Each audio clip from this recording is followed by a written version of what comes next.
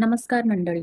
दिवाळीचा फराळ म्हटलं की चकलीशिवाय तो अपूर्णच. आज आपण पाहूया घरच्या घरी चकलीची भाजणी कशी तयार करायची. 1 किलो तांदूळ घेतले, 600 ग्राम चणा डाळ, 200 ग्राम मूग डाळ, 200 ग्राम उडीद डाळ, पोहे 100 ग्राम, साबुदाणा 100 ग्राम, धने 50 ग्राम, जिरा 20 ग्राम आणि काळी मिरी 10 ग्राम. असं हे साहित्य आहे. सर्वप्रथम तांदूळ, चणा डाळ, उडीद डाळ आणि मूग डाळ नीट निवडून घ्या. यानंतर सर्व साहित्य स्वच्छ पाण्यात 2-3 वेळा धुवून घ्यायचे. यामुळे त्यातील धूळ कण वगळता येतात. धुतलेले तांदूळ आणि डाळ चाळणीतून नीट पाणी निथळून द्यायचं. पाणी पूर्णपणे निघालं की हे साहित्य स्वच्छ सुती कपड्यावर पसरून ठेवायचं. मी प्रत्येक धान्यासाठी वेगळा कपडा असा वापरला आहे, कारण ते उचलताना आपल्याला इझिली उचलता येतं.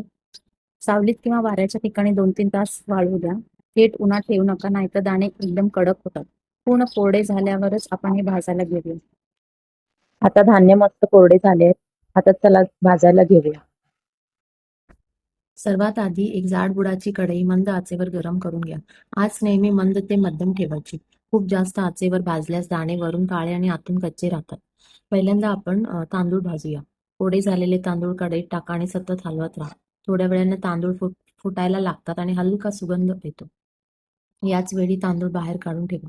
आता हे भाजलेले तांदूळ एका चाळणीत किंवा स्ट्रेनमध्ये टाकून ठेवा, जेणेकरून त्यातील उष्णतेमुळे तयार होणारा ओलावा बाहेर निघेल.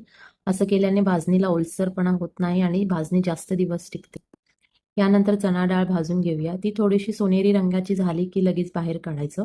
मग उडीद डाळ आणि मूग डाळ वेगवेगळ्या भाजून घ्यायचं. प्रत्येक डाळ हलकी खमंग वास येईपर्यंत भाजायची. जास्त भाजल्यास भाजणी एकदम कडू कडू लागते. आता आपण साबुदाणा देखील भाजून घेऊया. तो हलकासा भाजून घ्यायचा, जास्त डाग पडून नाही द्यायचा. थोडा वेळ भाजायचा, थोडा तो फुलू लागतो, मग काढायचा. तसंच पोहे पण घ्यायचे. पोहे थोडे कुरकुरीत झाले की बाजूला काढून ठेवायचे. आता शेवटी आपण धने, जिरे आणि थोडेसे काळे मिरे हे अगदी थोडा वेळ परतून घेऊया. हे मसाले भाजणीला अप्रतिम सुगंध आणि चव देतात. सर्व साहित्य भाजून झाल्यावर पूर्णपणे थंड होऊ द्यायचं. थंड झाल्यावर ते एकत्र करून दळायला द्यायचं.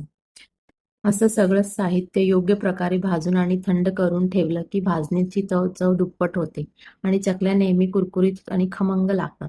आता भाजणी दळायला देऊया. या प्रमाणात घेतलेल्या साहित्याने तुम्ही बरोबर 2.25 किलो भाजणी बनवू शकता.